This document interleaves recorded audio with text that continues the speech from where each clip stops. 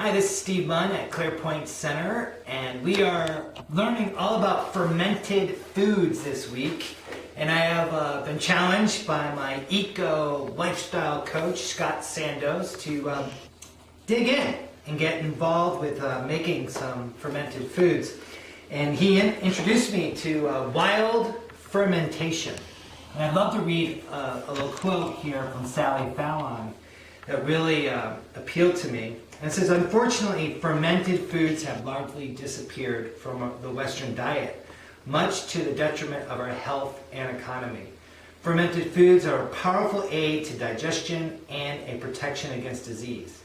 And because fermentation is, by nature, an artisanal process, the disappearance of fermented foods has hastened the centralization and industrialization of the food supply to the detriment of small farms and local economies. And we're all about strengthening the local economy and supporting small farms and supporting the household. So I made a very easy sourdough starter. And what's blowing me away is how easy this is. So I take water that we saved from pasta water, took 2 cups of this, mixed it with 2 cups of rye flour we got at the Willimantic Co-op, stirred it vigorously in this container, and then added a whole plum. Now this sits for a couple weeks. You visit it from time to time. You cover it with a cheesecloth to keep the bugs out, or, well, you want to allow microorganisms in, because just think of us, we're kind of like living in this soup of microorganisms, and that's what's activating this rye dough starter.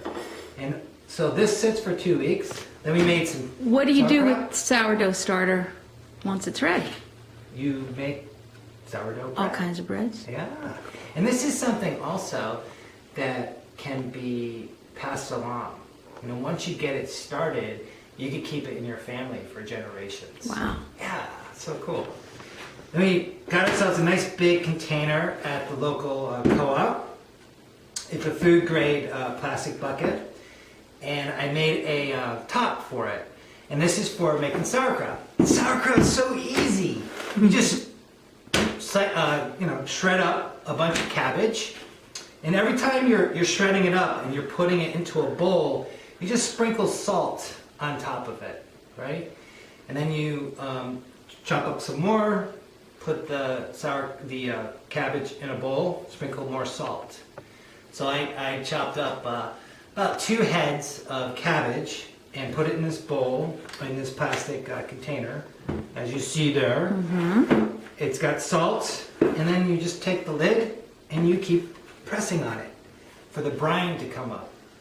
And this takes about, again, another 2 weeks. So fermented products do take time, but it's totally well worth it for our health. And this is another really simple recipe.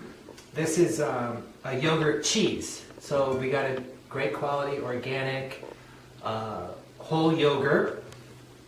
And you just take cheesecloth and line a colander with cheesecloth. Pour the yogurt onto the cheesecloth and let it drain. This can also be used later. It's like a whey. And then you have a delicious cheese. So one of the things that we learned in South Africa is they'll always have something cooking in the kitchen. And through fermentation, you can always have something brewing and cooking in the kitchen for your health and for the strength of our local economy and